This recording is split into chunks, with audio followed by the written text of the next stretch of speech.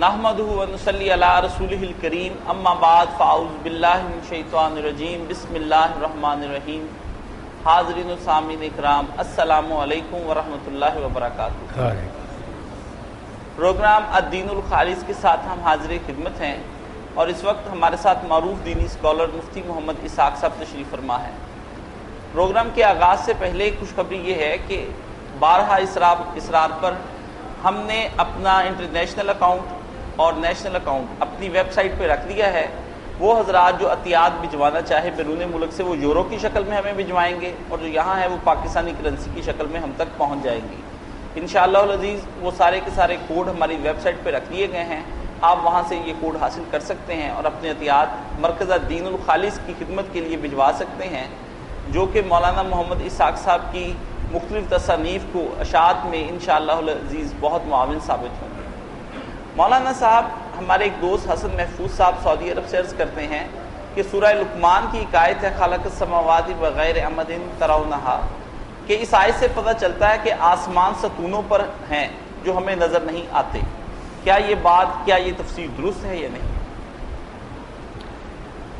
قرآن مجید کی آیت کی یہ تحریر کہ ستون تو ہے جن پر آسمان قائم ہے مگر وہ ستون ہمیں نظر نہیں آتے. کئی لوگوں نے اس کو بھی اختیار کیا، مگر یہ کوئی صحیح بات نہیں. جو صحیح ترجمہ ہے نا وہ یہ بغیر عمد ترون، آسمانوں کو تم دیکھتے ہو کہ بغیر ستونوں کو ہم نے بنایا. تم دیکھتے ہو، یہ نہیں کہ ستون ہیں جن کو نہیں دیکھتے، تم دیکھتے ہو. نظر دورا کے دیکھو ستون ہے نیچے، ستونوں کی نفی ہے کہ ہم نے بغیر ستونوں کو آسمان کو بنایا ہے جیسا کہ تم دیکھتے ہو. آنکھوں سے نظر آ رہا ہے کوئی ستون نہیں جن پر کھڑے. یہ ترجمہ ہے نا کہ ستونوں پر قیام کیا وہ ستون جو تمہیں نظر نہیں آیا، یہ نہیں تھی. بغیر ستونوں کے بنایا ہے جیسا کہ تم دیکھ رہے ہو کوئی نہیں ستون ہے. یہ ترجمہ کرنا جی کہ بغیر ستونوں کے بنایا ہے جی جیسا کہ تم دیکھ رہے ہو، مشاہدے میں کہ کوئی ستون نہیں. ایک صاحب پوچھتے ہیں کہ مولانا صاحب میں نے اپنی بیوی کو ایک ہی وقت میں 4 دفعہ طلاق دے دی. آپ نے فتویٰ دیا تھا کہ ایک طلاق ہوئی اور صلح کر لو. میں نے وہ صلح کر لی. کچھ عرصہ کے بعد اب پھر میں نے وہ 4-5 دفعہ اپنی بیوی کو طلاق طلاق طلاق کہہ دیا ہے. اب ایسی صورت میں کیا میں پھر دوبارہ رجوع کر سکتا ہوں یا نہیں؟ میں بھائی بتا دوں گا کہ اب بھی موقع آپ کر سکتے ہیں، دوسرا چانس ہے، مگر کیا فائدہ ہوگا؟ آپ کی جب عادت ہوگی کہہ دیتے ہیں 2-4 دن بعد پھر آپ کہہ دیں گے، پھر میں کیا کروں گا؟ پھر تو آپ کے ہاتھ سے طوطا اڑ جائے گا. آپ کو کوئی شرم کرنی چاہیے کہ ایک بار کی جی طلاق رجوع کر لیا پھر اس کو رکھ دے. اب عادت بنا لی ہے، روز طلاق دیتے. طلاق کو پسندیدہ کرنا اللہ کو سخت ناپسند ہے. یہ بات ہے. یہ دوسرا چانس ٹھیک ہے، بے شک 1000 کہہ دی ہیں، ایک ہی ہے. انہیں موقع ہے کہ یہ عدت کے اندر رجوع کر لیں، اور عدت گزر گئی ہے تو بیوی پھر راضی ہو تو نیا نکاح کر سکتے. مگر عدت گزر جانے کے بعد ہاتھ سے معاملہ نکل جاتا ہے، وہ بیوی کی مرضی پر رہ جاتا ہے کہ وہ نکاح نیا کرے یا نہ کرے. عدت کے اندر پاور ہے کہ وہ چاہے یا نہ چاہے آدمی کہہ دے کہ میں نے طلاق واپس لے لی. رجوع 2 مرتبہ زندگی میں یہ موقع ملتا. یہ جو ہے کہ ایک ہی بار کہہ دی اتنی بار وہ اتنی طلاقیں نہیں شمار ہوتی. بے شک جتنی جی چاہے آپ کہتے رہیں. جیسے فجر کے وقت ہی آپ 5 نمازیں پڑھ لیں نا تو وہ 5 ہوئی نہیں، ان کا بھی ٹائم نہیں ہے. دوسری طلاق کا کوئی وقت نہیں کہ آپ کہتے ہیں ایک طلاق دینی چاہیے. اور آئندہ بھی اگر کوئی دینا چاہے توبہ اللہ پناہ دے تو چاہیے کہ ایک طلاق، اور اس میں بھی کئی چیزوں کا خیال رکھے، ورنہ وہ طلاق بالکل کرا دوں کوئی نہیں. بے شک ملا کہتے حیض میں طلاق نہیں، حیض کے دنوں میں جو طلاق کہتا ہے بالکل فضول بات. پاک ہونا چاہیے، اور پاک بھی ہو مگر وہ مل چکے انٹر کورس ہو چکا اس میں بھی نہیں کہہ سکتے. پھر وہ نہ حیض آئے اس کے بعد پاک ہو. پاک ہونا چاہیے عورت کو، اس پاکیزگی میں جماع نہیں کیا ہونا چاہیے. ایک وقت میں ایک طلاق دینی چاہیے، اور 2 عادل متقی نمازی پرہیزگار آدمی موقع پر ہونے چاہیے. اگر نہیں نہ سن رہے تو آپ نے کروڑوں بھی دے دی، کچھ نہیں. یہ پکے مسئلے جو بتا دیے، باقی بحثیں ختم نہیں. چلو ماشاءاللہ ماشاءاللہ. طلاق اللہ تعالیٰ نے بہت مشکل بنا دی ہے. جلدی سے نا گھر ویران ہو. مولانا صاحب وہ اس کے مقابلہ میں نکاح آسان ہے. نکاح ہے گھر آباد کرنا، اس کے لیے کوئی کلب. 2 بالغ آدمی سن رہے ہوں اور لڑکی لڑکا کہہ جائے کہ ہم خاوند بیوی بن گئے، نکاح اس کے لیے کوئی لمبا چوڑا کام نہیں. طلاق کے لیے یہ بہت سارے چیک ہیں کہ بہت سنبھل کر یہ دی جائے. اللہ دی. مولانا صاحب یہ لوگ عمومی طور پر نوجوانوں کے اندر یہ طلاق دینے کا رجحان بہت زیادہ ہو گیا ہے تو جس کی بنا پر معاشرے میں بڑا فساد مچ رہا ہے. تو یہ جو لوگ بلا وجہ طلاقیں دیتے ہیں کیا یہ بھی اللہ کے ہاں ان کی پکڑ ہوگی اور ان کی گرفت میں آ سکیں گے؟ بعد میں بیچاری عورتیں بھگتتی بہت پکڑ ہوگی ان پہ. جو عورتیں بھی بلا وجہ خلا مانگے ان پر بھی لعنت ہے. جو طلاق دیتے ہیں بلا کسی سبب کے یہ بھی اللہ کی نزدیک مردود ہی. طلاق کوئی اچھی بات ہے. ایک بات جو حضرت مسیح علیہ السلام نے کہی نا وہ ہے دل کو لرزانے والی. سب کو سوچنا چاہیے کہ جسے خداوند نے جوڑا ہے اسے انسان نہ توڑے. اللہ نے اگر یہ سنجوگ بنایا تھا کیوں توڑ؟ اللہ کے پسند پر راضی رہو. بہت عمدہ فکر ہے کہ جس کو اللہ نے جوڑا ہے انسان نہ توڑے. یکتعون ما امر اللہ بہ. اسی کو اللہ نے کہا اس شے کو کاٹتے ہیں جس کے جوڑنے کا اللہ نے حکم دیا. ظالم لوگ ہیں یہ تو بالکل ناگزیر حالات میں کہ چارہ ہی کوئی نہیں اس وقت ہے ورنہ یہ کوئی کھیل ہے. شعیب احمد صاحب سعودی عرب سے پوچھتے ہیں کہ سوال یہ ہے کہ طلاق یا خاوند کے فوت ہونے کے بعد جو عدت ہے عورت کے لیے اس کی کیا وجہ ہے؟ اتنی ہی مدت کیوں ہے؟ کیا اس میں عورت کچھ بھی نہیں کر سکتی؟ یہ بتا دیا جائے کہ وہ جاب پر جا سکتی ہے یا نہیں؟ کیا شادی کی تقریبات اور دوسری کسی تقریب میں بھی جا سکتی ہے یا نہیں؟ بدقسمتی یہی ہے کہ ہم میں علم دین جو ہے نا وہ مفقود گم ہو گیا. کسی بارے میں بھی مسلمانوں کو صحیح معلومات نہیں. دنیا جہان کے علوم حاصل کر رہے ہیں اپنے دین کی خبر نہیں. بیان کرنے والے بھی غلط کرتے. عدت جو ہے نا وہ عورت کے لیے کہ وہ عدت کے دن گزارے گی. مختلف عورتوں کے لیے مختلف ہے. اگر کسی عورت نے صرف نکاح کیا تھا وہ گھر آباد نہیں ہوئی کسی سبب سے وہ نکاح ختم ہو گیا بات ہوگی اس کی کوئی عدت نہیں. بس زبان سے طلاق نکلی نکاح ختم. کوئی رجوع نہیں کچھ موقع. یہ غیر مدخولہ بیویاں جو جن سے صحبت نہیں کی ان کا یہ ہوگا. دوسری وہ بیویاں جن کے ساتھ انسان بستا رہا وہ پھر یا حاملہ ہوگی اس کے پیٹ میں بچہ اس کی پھر عدت وضع حمل ہے. بے شک طلاق کہیں اسی وقت بچہ پیدا ہو گیا وہ بھی ختم ہوگی. اور اگر 9 ماہ بعد جا کر پیدا ہوا اس وقت تک سوچنے کی مہلت. یہ آئلی قوانین صدر ایوب کے زمانے سے بنے نا کہ 90 دن بالکل بکواس کوئی بات نہیں. جن عورتوں سے صحبت نہیں کی کوئی نہیں. جن کے پیٹ میں بچہ ہے وہ بچہ پیدا ہونے. جو حاملہ نہیں وہ 2 قسم کی ہیں. بعض ہیں جن کو حیض آ رہا ان کا یہ مہینے کا کورس ٹھیک ہے وہ 3 مہینے. یہ 3 مہینے تھوڑے دنوں میں 3 حیض تھوڑے دنوں میں پورے ہو سکتے ہیں.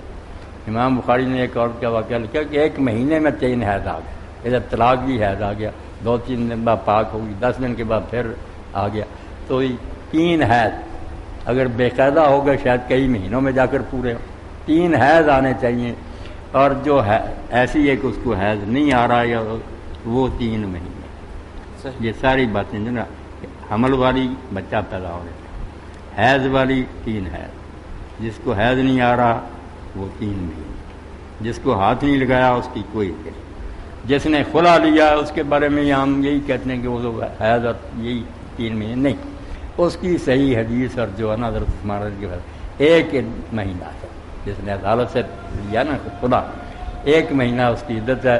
1 مہینہ گزر گیا حیض آ گیا بس وہ نیا نکاح کر سکتے. یہ سارے عدت کے مسائل بیان کریں ماشاءاللہ. اور عورت کے لیے یہ عدت جو بیان ہوئی نا اس میں کئی مسئلے ہیں جو امام ابن قیم نے علام الموقعین میں بیان کی. ایک تو یہ ہے کہ اگر وہ حاملہ ہے تو اس لیے کہ نسب میں اختلاط نہ ہو بچہ گڑبڑ نہ ہو جائے. ادھر پیٹ میں بچہ کا اور کر لیا کیا پتہ چلے گا پھر کس کا کیا نہیں. تو پھر گڑبڑی گڑبڑ. تو جب تک وہ پہلا بچہ پیدا نہ ہو جائے اور جس کا ہے حلالی بچہ اس کا نسب ثابت نیا نہیں کرے گا. اور جو موت کے بعد ہے کہ جب خاوند فوت ہو جائے تو 4 ماہ 10 دن وہ عدت گزارے وہ اس لیے رکھی گئی کہ اس کا بھی پتہ چل جاتا ہے. اور لمبا اس لیے کر دیا گیا. اس میں ساتھ احداث سوگ بھی شامل ہے کہ یہ کوئی نہیں خاوند مرا اور یہ رنگ رلیاں مچانے شروع کر دے. اتنا رشتہ تھا کوئی احترام ہونا چاہیے کوئی افسوس بھی ہونا چاہیے کہ خاوند بچھڑ گیا. وہ 4 ماہ 10 دن، اور اگر حاملہ پھر کہتے ہیں ہے وہی وضع حمل ہے، یہ اہل سنت کے گروہ کہتے ہیں کہ جو عورت تھی نا خامد مر گیا، اس کے پیٹ میں بچہ طلاق والی طرح کہ اس میں بچہ پیدا، مگر شیعہ حضرات کہتے ہیں نہیں، یہ بات کوئی نہیں، ان دونوں میں سے جو لمبی مدت ہے نا آباد الرجل وہ پوری کی گئی، یا 4 مہینے 10 دن یا وضع حمل، 4 مہینے 10 دن ختم ہو گیا، بچہ نہیں ابھی پیدا ہوا، بچہ پیدا ہو گیا، بچہ پہلے پیدا ہو گیا 4 مہینے 10 دن ہی پہ، ان دونوں میادوں میں سے جو لمبی ہے وہ پوری کی جائے، یہ بات مناسبت ٹھیک ہے، ورنہ ادھر بچہ پیدا ہو رہا ہے اس نے نکاح کر لیا تو پھر سوگ والی بات کہاں کری، یہ بات معقول و وزنی بات ہے، قبول کریں لوگ اب عدل اجلین کہ دونوں میادوں میں سے جو لمبی ہے اس کو لیا جائے۔ یہی بات میں آپ حضرات کے سامنے کہتا رہتا ہوں، جیسی کہ متون کہ اگر ساری فقہ اسلامی کے لوگ جمع کر لیں، جو آبادی ہے مسکت عمان کے، جو شیعہ حضرات ہیں، جو ان سب کی اکٹھی کر کے علماء کا بورڈ ان میں سے چیزیں چھانٹے نا، تو مسلمانوں کی زندگی بہت شاندار اور درخشاں بن سکتی۔ ہر فرقے میں کچھ ایسے قیمتی موتی ہیں، مگر سب ضد ہیں کہ اپنی غلط باتوں پر بھی جمے رہیں گے، اس لیے کوئی فائدہ نہیں ہوتا، برا حال ہے مسلمان۔ مولانا اس میں جو اس نے وضاحت پوچھی ہے وہ یہ بھی ساتھ میں پوچھی ہے کہ ایک عورت جو احداد میں ہے، سوگ میں ہے، کیا وہ کسی شادی کی تقریب میں جائے گی تو لازمی طور پر اچھے کپڑے پہننے پڑیں گے اور کچھ بننا سنورنا پڑے گا، تو عورت کو تو منع ہے، تو ایسی صورت میں کیا وہ شادی کی تقریب کو اٹینڈ ہی نہ کرے؟ بننا سنورنا جو نا زینت یہ نہ کرے، باقی صاف ستھرے کپڑے پہننے یا نہانا یہ کوئی منع نہیں، ایسا نہیں کہ وہ گندگی کی حالت میں رہے، نہایا کرے، صابن جو ہے نا وہ بھی استعمال کرے، جو بازار کی ہے نا بنی ہوئی اچھا میک اپ کا سامان یعنی وہ سے بچے، ان سے بچے، یا یہ سینٹ وغیرہ ایسے استعمال نہ کرے، زیورات نہ پہنے، سادہ حالت میں اچھے لباس میں بے شک جائے نہا دھو کر، کوئی منع نہیں۔ یعنی صاف ستھرا رہنا ایک الگ چیز ہے اور میک اپ کرنا وہ ایک الگ چیز ہے، یعنی یہ آپ بھی اللہ نے عقل دی ہے سمجھ سکتی، صاف ستھرا کے کوئی نہیں منع کرتا، نہ آنے جانے سے روکتا، صحیح، اگر وہ جاب کر دی جاب پر دی، صحیح۔ کئی لوگ 4 دیواری میں بند کر دیتے ہیں، اس سے باہر ہی نہیں نکلتے، یہ کوئی خیر خانہ نہیں۔ بالکل صحیح۔ ایک دوست پوچھتے ہیں مولانا صاحب، میرا ایک دوست ہے وہ روزے کی حالت میں بھی قوالیاں سنتا رہتا ہے، وہ کہتا ہے اس سے یاد الہی حاصل ہوتی ہے، روزے کا مقصد بھی تو یاد الہی ہے، اگر میں یہ سن لیتا ہوں تو اس میں کیا قباحت ہے؟ آپ فرمائیے، گانے تو دور کی بات، کیا یہ روزے کی حالت میں ہم قوالی وغیرہ سن سکتے ہیں یا نہیں، جبکہ وہ قوالی کوئی برے کلام پر مبنی نہیں ہوتی؟ آپ نے خطبہ کے دوران بھی سنا نا کہ علامہ اقبال مرحوم شکایت کرتے ہیں کہ 2 ہی امت کے پیشوار امام گروہ تھے، صوفی تھے، فلاں تھے، تو صوفیوں کا کہتے ہیں کہ صوفی ہے پشمینہ پوش و کار، جو گودڑیاں پہنتے ہیں اون کا لباس، صوفی ہے پشمینہ پوش و حال مست از شراب نغمہ قوال، قرآن نہیں سنتے، قوال کے نغموں سے مست رہتے، در نمیز آج شاید شعر عراقی در دل، عراقی کے شعر پڑھے جائیں نا اس سے ان کے دلوں میں حرارت پیدا ہوتی، در نمی ساتھ بمحفل کا، قرآن نہیں ان کی محفل میں بار پاتا، اس کی گنجائش نہیں، اللہ کا ذکر کرنا ہوتا ہے، یاد تو آپ کو قوالی سے ہوتی ہے، قوالی اللہ کے دین سے دور کر، جو ابن عباس حضرت ابن مسعود فرماتے ہیں کہ ساتھ سننے سے کیا ہوتا، جیسے پانی سے کھیتی اگتی ہے نا، اس طرح آدمی ان چیزوں میں لگا رہا ہے، نفاق ہوتا، دین سے دور ہوتا جائے گا، کوئی اللہ کا ذکر نہیں آئے گا، اللہ کے ذکر کے لیے قرآن ہے، نماز ہے، اذکار ہیں۔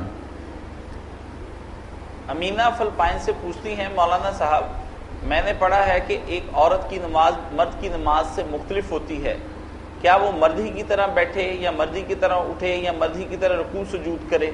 آپ اس بارے میں کچھ وضاحت فرما دیں۔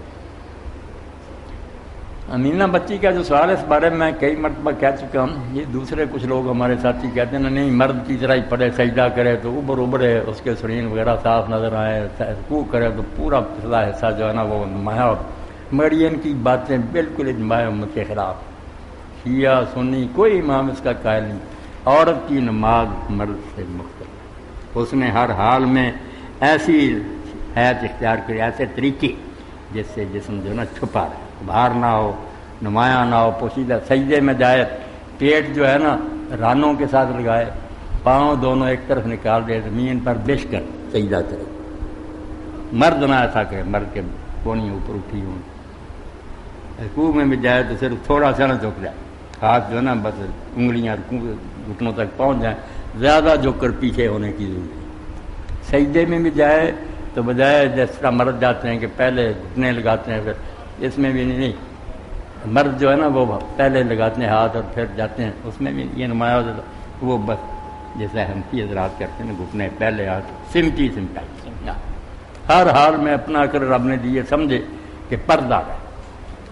چاروں امام بھی یہ کہتے ہیں، جعفری ساری عمر کہتی ہے، لوگ اپنی طرف سے کہہ دیتے ہیں نہیں کہیں لفظ نہیں لکھا ہوا، تو امینہ بچی کو بھی یہی لوگ کہیں گے کہ حدیث میں فرق نہیں آیا۔ ان حدیث کے پرستاروں سے پوچھنا تھا، یہاں بھی کئی بیٹھے ہوں گے کہ کہیں رمل کے بارے میں آیا کہ جب جا کر پہلا طواف کرے بیت اللہ شریف کا تو پہلے 3 چکر جو ہے نا مرد تیز تیز چل کے آئے ذرا دوڑے، عورتوں کو ساری عمر کہتی کہ وہ یہ رمل نہ کرے۔ اب لفظوں میں بیٹا یہ کہیں نہیں لکھا کہ آپ نے مرد، ساری عمر نے سمجھا کہ عورت بھاگے گی، پستان اس طرح ہلیں گے، کیا ہوگا بے پردگی۔ اسی طرح صفا اور مروہ کے درمیان چکر جو ہے ان میں ہلانا سرین دونوں ستونوں کے درمیان دوڑنا، مرد دوڑیں گے عورتیں نہیں دوڑیں گی، لفظ نہیں حدیث میں مگر یہ ساری امت مان، عورتوں نے جو دین سیکھا نا سارے اماموں نے اس کو لینا چاہیے۔ یہاں مولانا یہ بھی ایک وضاحت ضروری تھی کہ خواتین کو ہم نے عمومی طور پر مکہ میں جب وہ کر رہی ہیں صفا مروہ کے درمیان میں، تو میں نے انہیں دوڑتے ہوئے بھی دیکھا ہے، تو خواتین انہیں کون انہیں یہ بتا دیتا ہے کہ آپ بھی دوڑیں؟ بتاتا انہیں بیٹا کوئی نہیں، جیسے آپ دیکھتے ہیں نا کوئی داڑھی والا اس کو سمجھ لیتے ہیں عالم، مسئلہ پوچھنے وہ سارے عالم ہوتے ہیں، اسی طرح دیکھا دیکھی لوگ یہ کرتے جاتے ہیں، زیادہ تو حج پر ان پڑھ اور بے علم لوگ ہی اکٹھے ہوتے ہیں، وہ عالم ہوتے ہیں۔ عالم جو خاموشی اختیار کرتے ہیں اس لیے جاری رہتی ہیں۔ بتانا چاہیے کہ رمل اور جو ہے نا صفا مروہ کے درمیان تیز چلنا یہ مردوں کی، عورتوں کے لیے کوئی نہیں ہے۔ ایک دوست پوچھتے ہیں مولانا صاحب کیا صرف قرآن کریم فقط ہم ناظرہ بھی پڑھ سکتے ہیں اور اس کا بھی کوئی ثواب ہے؟ میں نے دیکھا ہے ترجمہ تفسیر کے چکر میں کئی لوگ تو ڈیلی سے پڑھتے ہی نہیں ہیں، وہ کہتے ہیں اس کا کوئی فائدہ نہیں ہوتا۔ برائے مہربانی مجھے فرما دیں کہ ترجمہ تفسیر اپنی جگہ پر صحیح، لیکن کیا ہم یہ ناظرہ پڑھنا اب گھروں میں بند ہو گیا اور کسی گھر سے قرآن کریم کی تلاوت کی آواز؟ یہ بھی شیطان کے حربے ہیں، طرح طرح سے نیکی سے روکتا کہ جو بیچارے پڑھ ہی سکتے تھے ناظرہ دیکھتے، قرآن مجید سے محبت کرتے، باہر پڑھتے، وہ بھی محروم رہے، انہیں کہا نہیں چڑھنے کے بغیر پڑھنا کوئی فائدہ نہیں۔ پہلا سٹیج ہی تھا وہ برباد کر، پہلے سیڑھی پر تو چڑھتے پڑھتے، پڑھنے میں ایک ایک حرف پر 10 حرف نہیں، اور یہ بھی فرمایا گیا کہ الف لام میم ایک حرف نہیں، یہ 3 الگ حرف الف لام میم، اور ان پر 30 نیکیاں لگتی ہیں، اس لیے جو پڑھتے ہیں نا بیچارے ان کو نا کہ کوئی فائدہ نہیں، بہت فائدہ۔ باقی جو اس سے آگے پڑھ سکتے ہیں کہ پڑھے لکھیں ترجمہ پڑھ سکتے ہیں، پھر وہ آگے چلیں، پھر سے اگلا مرحلہ کہ عمل کریں۔ یہ جو ہے نا مطالعہ پھر علم پھر عمل یہ سارے اسٹیجز ہیں، مگر جو پہلے پڑھی چڑھ سکتے ہیں بیچارے سیڑھی پر وہ وہاں سے بھی کیوں رہ جائے۔ اگر کوئی بیچارہ پڑھ بھی نہیں سکتا، میں نے کئی سادہ آدمی کو دیکھا کہ مسجد میں وہ قرآن مجید کھول لیتے اور صرف انگلی پھیر، وہ پڑھنا نہیں جانتے تھے، محبت سے پھیرتے تھے۔ اب اللہ تعالیٰ ان کی اس محبت کی بھی قدر کرے گا۔ یہاں میاں نورم بھی بیٹھے ہیں، وہ بھی منشی پادنا فارسی کے عظیم ہیں، تو مولانا نے جو رومی نے ایک حکایت لکھی وہ ذکر کے لیے کہ بہت مناسب ہے، جو اللہ اللہ ہم کرتے رہتے ہیں، سمجھ آئیے نا۔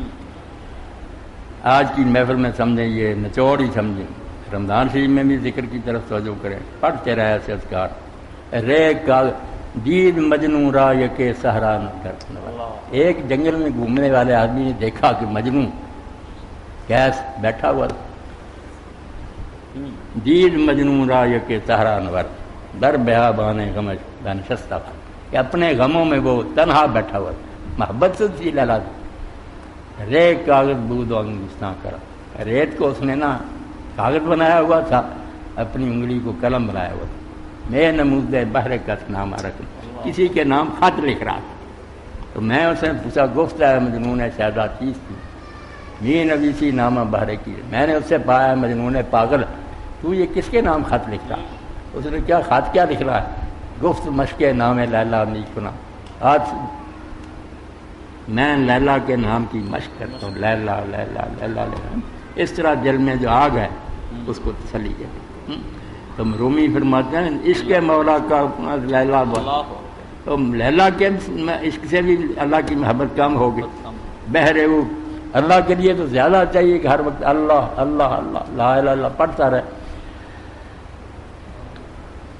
گفت مشق نام لیلا خاطر خود رات تسلی، اپنے دل کو تسلی دیتا ہے، اس نام سے دل کو ذرا سکون ملتا ہے. تو پھر فرماتے ہیں عشق مولا کیا کمت لیلا بہرے ہو، اللہ کے لیے تو زیادہ چاہیے کہ آدمی اس کام میں گم ہو. تو معمولی نہ سمجھا کریں، پڑھے لکھے بھی گمراہ ہو گئے، ذکر نہیں کرتے. ذکر جو نا بیان اس کے لیے مجھے یاد ہے 10 ذکر ہیں سارے حضور نے جو ہے. دفتر بے شک کتنا لمبا، خلاصہ 10 ہے. وہ انشاءاللہ نا اسی جمعہ میں کہنا بیان کریں کہ یہ 10 ہیں ذکر. اس کے آگے ایک ایک بہت ہیں لمبی چوڑی دعائیں، مگر اس کو اپنا رہے ہیں. ایک ایک ذکر دینا اس کا ایک ہی ٹکڑا لے لیں، کچھ ایک اس کے لیے کرتے جائیں. کل اذکار جو ہے نا نبی علیہ السلام اس کا 10 ہیں، اس کے سارا اس کے اندر آ. اس کا مطلب ہے کہ انسان کو اٹھتے بیٹھتے اللہ کا خصوصی ذکر ہر کرتے رہنا وقت چاہیے. یاد کرے، اللہ کو یاد کرے، اس کے سور اور اس کی حال کو یاد کرے. یہ درود شریف ان 10 ذکروں میں ماشاءاللہ ماشاءاللہ. اللہ کے رسول اور ان کے جو پیروکار جنہوں نے ہم تک پہنچایا ان کا احسان مند ہو، ان کے لیے دعائیں کرتا رہا. مولانا یہاں سردس یہ بھی ایک بتا دیں کہ یہ قرآن کریم میں آتا ہے کہ جو لوگ اللہ سے محبت کرنے والے وہ سحری کے وقت استغفار کرتے ہیں. تو کیا ہم روزہ رکھتے وقت استغفار پڑھتے رہا کریں منہ سے جب ہم سحری کھا رہے ہوتے ہیں، یا اس کے لیے کوئی الگ وقت متعین کر لیں؟ اس کے بارے میں تھوڑی وضاحت فرمائیں. سحری تو اسی لیے کہتے ہیں کہ وہ سحر کے وقت کھائی جاتی ہیں، ورنہ بلا سحر جو ہے نا وہ صرف روزوں میں نہیں، سارا سال جو وقت ہے نا تہجد کی نماز کہ فجر کی اذان سے پہلے یہ سحر ہی سحر کا وقت ہے. تو یہاں ہی کہا کہ میرے بندے جو ہیں ان کے پہلو بستروں پر نہیں ٹکتے، وہ سوئے نہیں رہتے غافلوں کی طرح. اب تو حال ہو گیا کہ سورج نکل کر لوگ بڑی مشکل سے فجر پڑھتے ہیں. فرمایا میرے بندے تجافا جنوبہم، وہ کہاں سو سکتے ہیں، ٹکتے نہیں ان کے پہلو بستروں، کھڑے ہوتے ہیں. وہ بالاسحار ہم جیسے تہجد پڑھ پڑھ کر تھک جاتے ہیں، مگر جب سحر ہونے کا وقت آتا اس وقت بھی معافی مانگ رہے ہوتے ہیں کہ ہم سے کچھ نہیں ہو سکا، مہربانی فرمانا بخش. بڑا قیمتی وقت ہے سحری، بڑا قیمتی ہے. ایم ڈی رحیم اللہ انڈیا سے ہم سے پوچھتے ہیں مولانا صاحب یہ قرآن کریم جب ایک آدمی اپنی یہاں زندگی میں کاشوں نے پوچھا نا تو پھر ساجی رحمۃ اللہ بھی یاد آئے. وہ کہتے ہیں کل صبح کے وقت ایک پرندہ جو تھا نا وہ چیخ رہا جی، اس کے چیخنے سے اس کے نالے سے نا میری عقل ہوش اور ساری طاقت جاتی، میں بے ہوش ہو گیا، بڑا رویا. تو میرے ایک ساتھی تک بھی آواز پہنچ گئی تو اس نے کہا مجھے یہ امید نہیں تھی کہ ایک پرندے کے چہچہانے سے تو اتنا بے قرار ہو جائے گا. گفتم میں نے اس سے کہا کہ یہ انسانیت کا طریقہ نہیں کہ پرندہ اس وقت خدا کو یاد کر رہا اور میں سویا ہوں. اس لیے فجر کا وقت پرندہ چہچہا رہا ہو یاد کر رہا اپنے آقا کو. گفتمی شرط آدمی اتنے مرغ تسبیح خان و من خاموش، مرغ اس وقت سے تسبیح کر رہے ہوں پرندے اور ہم سوئے پڑے. یہ بدقسمتی ہے بیٹا. قرآن و حدیث ہمیں جھنجھوڑ کر سچا انسان ہی بناتے ہیں اور کچھ نہیں. اللہ انڈیا سے ایک دوست پوچھتے ہیں مولانا صاحب قرآن کریم انسان کو جب وہ زندگی میں پڑھے گا تو فائدہ دے گا، لیکن اگر مرنے کے بعد اس کا کوئی رشتہ دار اس کو پڑھتا ہے تو اس کو کیوں نہیں فائدہ دے سکتا؟ اصال ثواب کی یہ دلیل کس حد تک کارگر ہے؟ برائے مہربانی اس کی وضاحت فرما دیں. نہیں بس انہوں نے بیان کر دی، کچھ توقع تو نہیں رہے کہ میں کھانا کھاتا ہوں اس وقت وہ کھانا مجھے فائدہ پہنچاتا، اب کوئی دوسرا کھانا کھا کر میں نے جو کھایا اس کا اثر مولوی صاحب کو ہو جائے، یہ تو کوئی بات نہیں. یہ سارے صاحب جو نا یہ سارے مسلمان جو کرتے سارے گروہ تقریباً یہ بے اصل شاید بے شک مت پر فتویٰ لگائیں. کوئی آدمی نیکی کر کے دوسرے کو نہیں دے سکتا. دعا کر سکتے ہیں ہمارے کے لیے جو فوت ہوئے، جنازہ پڑھیں، قبر پر جائیں، آگے پیچھے کریں. بخشش کی دعا اللہ کے خزانے بھرے ہوئے ہیں. آپ بجائے اس کے کہ میں نے 2 رکعت پڑھی جو انعام اس کا مجھے ملنا نا، یہ مجھے نہ دے فلاں کو، یہ اللہ پر بھی تہمت کہ اللہ کے پاس اپنا کچھ نہیں کہ میرا بھیجا ہوا پارسل آگے بھیجے گا، یہ کوئی نہیں. اللہ سے کہیں کہ تو بخش رحمت فرما. یہ سارے ثواب کوئی چیز نہیں، نیابت پر حق کہ آپ نے روزے چھوڑے بلا وجہ، تندرست سے رمضان کے روزے آپ کے ذمہ رہ گئے، یا آپ نے منت ہی مان لی کہ میں اللہ یہ کام کرے چلے روزے نہیں رکھ سکے.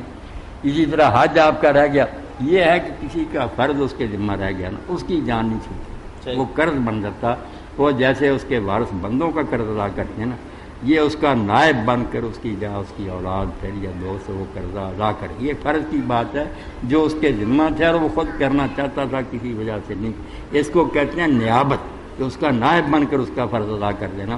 یہ اگر وہ نیت رکھتا تھا تو جان چھوٹ جائے گی، ورنہ حضور نے فرمایا جیسے بندوں کا قرض ہے نا، اللہ کا یہ قرض ہے۔ تو آپ سوچتے ہیں جو ہٹے کٹے تندرست نہیں رکھتے ان کا کیا اثر ہوگا؟ جب مرے کی جان بھی نہیں چھوٹتی جب تک اس کی طرف سے وارث ادا نہ، جو نفلی نیکیاں نا کہ اس کا تو خیال بھی نہیں تھا میں اب کر کر کے دوں، یہ نہیں گننے کیا۔ صدقہ بھی وہی ہے کہ سعد بن عبادہ نے کہا میں سفر میں تھا، میری ماں فوت ہو گئی اچانک، اس سے لوگوں نے کہا خیرات کرو، اس نے کہا جی تو چاہتا ہے خیرات کرنے کی مگر میں مالک نہیں، مالک تو بیٹا۔ جب ان کو بتایا انہوں نے حضور سے یہ کہا کہ موقع ملتا تو صدقہ کر، اس وجہ سے آپ نے فرمایا تم ان کا ارادہ پورا کر۔ تو نیابت کو اور اثار ثواب کو جو الگ نہیں کرے گا اس کو نہیں حدیث سمجھا۔ نیابت بالکل برحق ہے کہ کسی کے اپنے روزے یا حج وغیرہ رہ گیا وہ اس کے وارثوں کو ادا کرنا پڑے۔ جی ایک انہی صاحب نے انڈیا سے ہم سے یہ بھی سوال پوچھا ہے، مولانا صاحب یہ فرمائیے کہ ہم کیا صلاۃ السلام علیکہ یا رسول اللہ وسلم علیکہ یا حبیب اللہ یہ پڑھ سکتے ہیں یا نہیں؟ آپ کے اس کے بارے میں کیا نظریہ ہے؟ آپ پوچھتے ہیں تو میں بتاؤں گا، مجھے کوئی ہچکچاہٹ نہیں، نہ میں کسی کا لحاظ کروں، آپ مجھ سے پڑھوائیں، میں آپ کو کیا پتہ کتنی مرتبہ پڑھتا۔ یہ درود پاک مختصر ہے، بڑا پیارا ہے، توجہ اور حضور سے آدمی پڑھتا ہے، بالکل جیسے سامنے ہوتا ہے ایسے کہہ رہا۔ مگر غلطی یہ ہے کہ لوگ اس پہ یہی سمجھنے رکھتے ہیں کہ آپ سامنے ہیں، حاضر ناظر ہیں، سنتے ہیں۔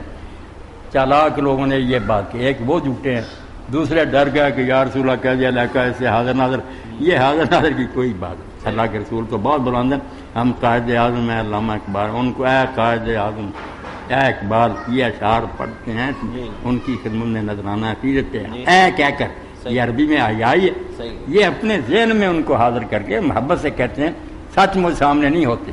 باقی دروش فرشتے پتا جو آپ نے خبر دی نا، اگر آپ کہہ دیتے میں دور سے بھی سنتا ہوں، ہمیں کیا اعتراض تھا، اللہ طاقت دے سکتا، مگر خود آپ نے فرمایا کہ من صلی اللہ علیہ جو درود پڑھتا ہے انا للہ ملائکۃ سیاحین، اللہ کے فرشتے ہیں جو زمین میں گشت کرتے ہیں، یبلغونی من امتی السلام، وہ میری امت کا سلام پہنچا دے، جیسے میں کہوں السلام علیکہ یا نبی یا السلام، تو اسی وقت ڈائل کر۔ تو یہ سمجھ کر کوئی ڈر نہیں، پڑھا کریں، چھوڑیں سنیت وہابیت کو۔ جی سعود ہاشم صاحب حفیظ جلندری نے جو سلام کہا وہ بیٹا عربی میں کریں، یہی ہے، سلام ہے آمنہ کے لال ہے محبوب صبح، سلام ہے فخر موجودات فخر نو انسان۔ یہ عقیدت کا بیان ہوتا ہے، اس میں سننے سنانے کی کوئی بات نہیں، دونوں گروہ غلط ہیں، جو چڑھتے ہیں یہ بھی برے، جو حاضر ناظر سمجھ بیٹھتے ہیں ان کی بھی غلط۔